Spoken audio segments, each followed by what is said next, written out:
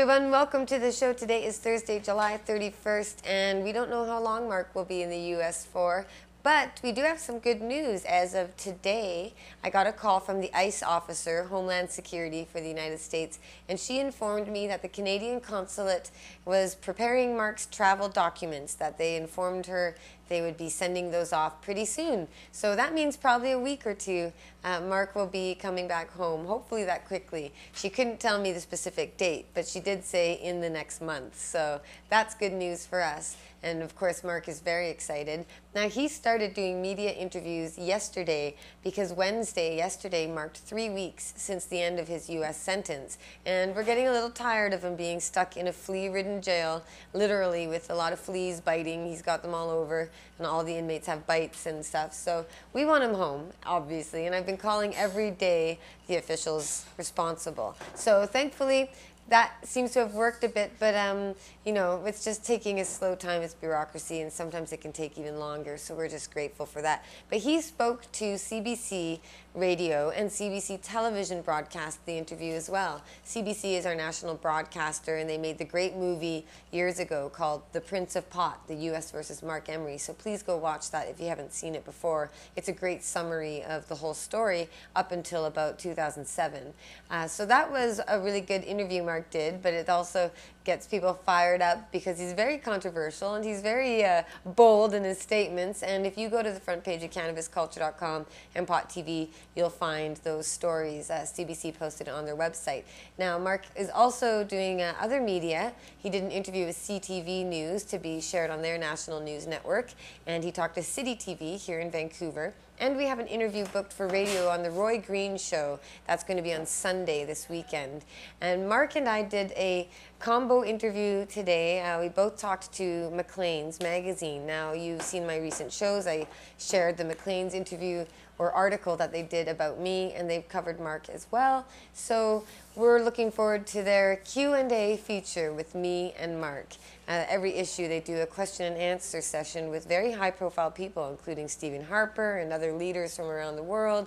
So it's going to be pretty special to be on those pages, and Marc and I are very honored.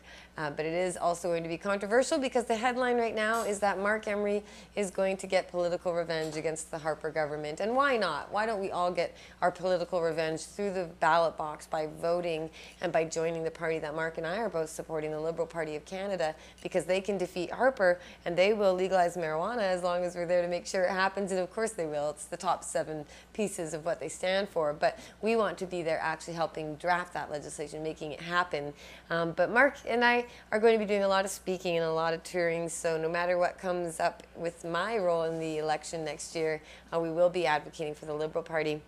So no doubt Harper and the Conservatives are very unhappy about this, and they're probably listening to us right now. I wouldn't doubt it. That government is very scared of the threat represented by democracy. You know, this government has tried to pass so many different pieces of legislation that are deemed unacceptable because they violate the rights of Canadians, and so that keeps happening. This government really, the Conservatives really don't like the way that we have these last pieces of democracy left standing in the way. So we need to see that Prime Minister out the door and a new government in. So on that note, I really want you guys to please check out liberal.ca and join the party, because when you do, you could choose marijuana as one of the reasons why you're joining the party. And today I got a phone call from a volunteer of the party, just doing the routine phone calls, asking about what issues are important, and listed off a few.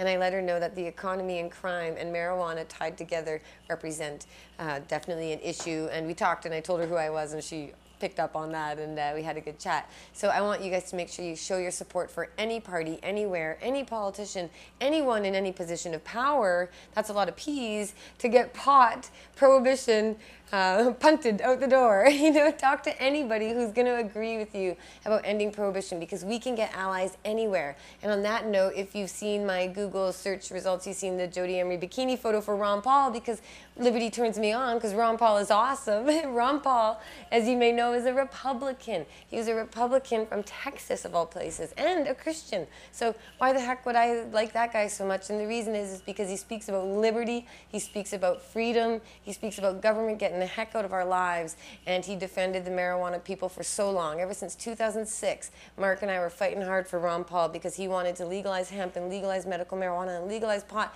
and end the war on drugs entirely. He's a brave, bold, wonderful representative who is a hero of mine because I really love what he stood for while in government. And that is a role model for me, and I want to follow through with that because I want you to check out what his son is doing.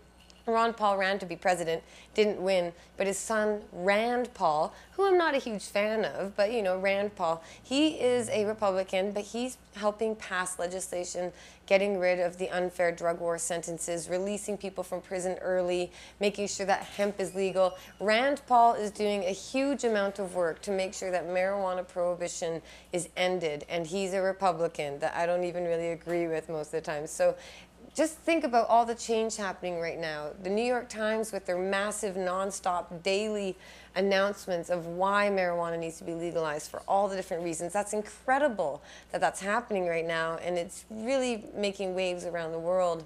And we can win by bringing on board all our former enemies and the man who oppressed us for so long. Because when you think about it, the lawmakers are the ones who oppressed the pot people, but the lawmakers are the ones who have to end that pot oppression. So we need to work with them, and it's best to make friends with everyone we can. So no matter where you can find an ally, reach out and shake their hand, pass the peace pipe if they're willing to take it, and if not, let's just get some legislation written and passed, because it's happening now. And in Canada, we're on a very important little tipping point where we can have a lot more years of harm under Harper, or we can have some legalization under the Liberals. And so that's what I'm looking forward to campaigning for. So make sure you stay up to date with all the news at Canada's Culture and Pot TV. And on my front, you can follow me at twitter.com/Jodie Emery, and I'm always posting about the news stories I'm reading and different ideas. And I just want to say one more time about, you know, war. What is it good for? Absolutely nothing. I'm not going to sing it, but but it is good for one group. It's good for the military-industrial complex, which is funded by taxpayers at the force of government. So remember that all of the horrific atrocities you're reading about in the news, everything that you're seeing everywhere, make sure that you remember government is responsible for it, and only they can declare war, and only they can spend money on the weapons of war, and government money comes from you and your labor. So try and tell your government rep, whoever they may be, that you don't want your money going to the war industry. And that's a cute little rhyme, so you know, go share that around with people. I'm a poet, I didn't even know it. But really, war is nothing but death and money for some, and we need to stop it. So that'll be my next approach. Once when Marc gets home, we have a lot of other work to do. So go out there, make a difference, call somebody, protest in the streets. There are a lot of places where pot prohibition is not ending. It's still really bad, and we need to make those changes happen everywhere. So thanks for tuning in. I'll be back next week unless I'm off to Toronto to pick Marc up. We don't know how soon he'll come home, but it could be pretty fast, and I'll post everything on Twitter, of course, so please stay tuned on there, and it'll be all over the mainstream news anyway. So look forward to seeing everyone out there in Windsor sometime soon. We'll see you guys next week. Take care. The Liberal Party wants to legalize marijuana. Help make it happen. Join the party at liberal.ca.